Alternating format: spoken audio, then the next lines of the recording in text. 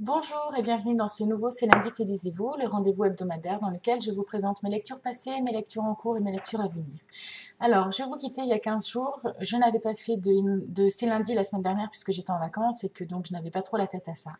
Donc il y a 15 jours, je vous quittais avec le tome 4 des Vampires de Chicago, Mordre vous va si bien de Chloé Neal aux éditions Milady.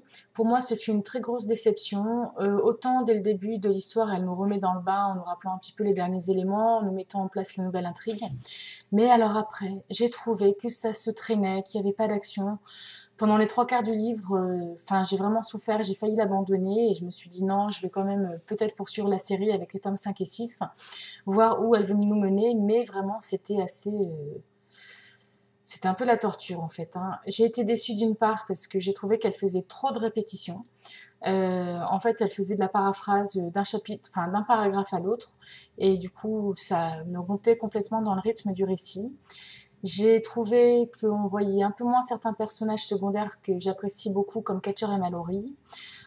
J'ai aussi eu un ras-le-bol de l'histoire d'amour entre Ethan et Merritt, donc les personnages principaux, où c'est en gros un pas en avant, trois pas en arrière. Et on avance, on recule, et il n'y a rien qui se passe, ça n'avance pas. Le choix qui avait été proposé à Merritt dans le tome 3, elle n'a toujours pas décidé. Voilà, pour moi, c'était vraiment, vraiment trop long.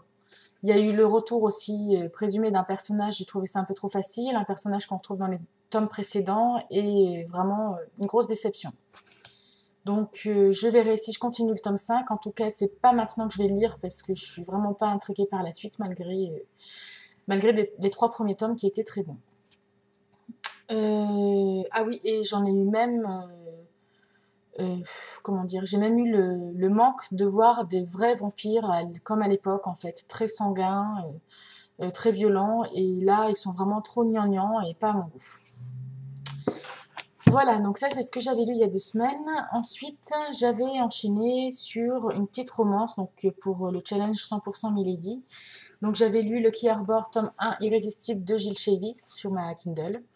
Une petite romance qui fait du bien. Je suis pas trop habituée au genre, donc j'ai pas trop de comparaison.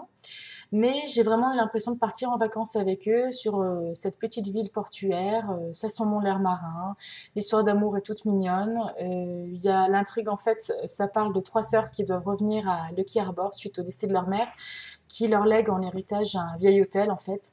Et l'une des sœurs, qui est Maddie, veut à tout prix le rénover, le retaper et le racheter, en fait, puisqu'il était mis en hypothèque.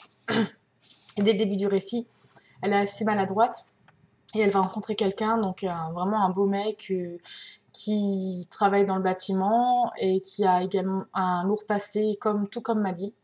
Et ils vont se rencontrer, ils vont tomber amoureux et l'histoire va tourner autour des deux. Donc j'ai pas grand chose à en dire, si ce n'est, comme je disais, c'est une lecture de vacances qui passe très bien, un roman de plage et pas prise de tête. À ce jour, je crois qu'il y a 4 tomes de sortie. Et je sais que les premiers tomes, en fait, les 3 premiers tomes tournent autour de chacune des sœurs. Donc, je pense que je continuerai. J'espère en attendre plus du deuxième tome, puisque j'avoue que j'en avais tellement entendu parler que j'étais un petit peu désappointée. Je pensais être plus emballée dans la romance et dans les papillons dans le ventre, etc. Voilà, donc ça, c'est les 2 lectures que j'ai eues les 15 derniers jours. J'ai pas trop lu. Par contre, j'ai plusieurs lectures en cours. Donc, toujours le passage de Justine Cronin, un roman fantastique. J'ai lu à peine une trentaine de pages depuis 15 jours. C'est vraiment un roman où il faut que je prenne le temps de me poser pour avancer tranquillement, sans m'endormir. Et voilà, donc je lis quelques pages de temps en temps. J'ai également commencé le 30 de fer, le tome 1, la lecture intégrale. Voilà, je vais vous montrer la couverture. Donc la seule différence, c'est que moi je les ai en petit, en fait, en format pocket. Donc je vais les cumuler les trois pour accéder à l'intégrale. Hop, voilà. Donc le tome 1 du 32 fer de George R.R. Martin aux éditions Pygmalion.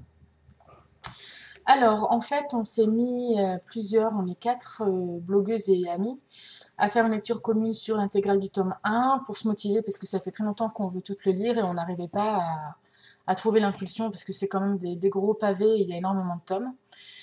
Et du coup, on s'est dit qu'on allait se faire ça en lecture commune prolongée. Donc en fait, on se lit entre 4 et 6 chapitres par semaine. Donc là, on vient tout juste de commencer. On se fait des petits points régulièrement où enfin, on essaie de le faire le week-end pour voir ce qu'on en a pensé, les personnages qu'on apprécie, ce qu'on peut espérer de la suite, etc. Donc ce rythme, pour l'instant, me convient très bien, même si je pense que l'histoire est très addictive et qu'au fil des pages, ça va être très difficile de respecter le rythme des quelques chapitres par semaine.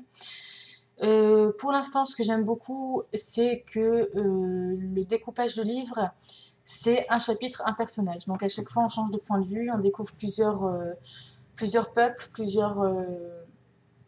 oui, plusieurs royaumes en fait, et les personnages principaux qui occupent les grands rôles de ces royaumes. Il y a eu le prélude qui était un petit peu difficile à comprendre quand on ne connaît pas du tout l'histoire. Pour ma part, j'avais quand même vu la série, donc c'est vrai que j'étais un peu moins perdue et je sais ce qui va se passer par la suite, mais en tout cas, je suis très impatiente de prolonger cette lecture. Et du coup, je pense que je vais commencer Dévoile-moi, le tome 1 de la trilogie Crossfire de Sylvia Day aux éditions J'ai lu. Voilà, un livre que j'ai reçu pour Noël, que j'ai hâte de commencer. Il me tarde de rencontrer les deux personnages principaux, de voir si ce genre de roman me plaît et de pouvoir évidemment peut-être faire une comparaison avec 50 Shades. Voilà, donc ça, ce sera ma lecture que je vais commencer dès ce soir. Et suite à ça, selon mon rythme, il faut absolument que je lise Vampire et célibataire, le tome 1 de Count Betsy de Marie-Janice Davidson aux éditions Milady pour terminer le challenge 100% Milady du mois de février. Donc voilà, j'espère pouvoir lire les deux d'ici la fin de la semaine, plus les 4-5 chapitres du Trône de Fer. Voilà, je pense que d'ici la fin de la semaine, je ferai un email mailbox puisque pendant mes vacances, j'ai eu quelques craquages. Plusieurs livres que j'aimerais bien vous présenter, donc je pense revenir d'ici quelques jours pour vous montrer tout cela. Voilà, je vous souhaite une bonne semaine et je vous dis à bientôt. Bye!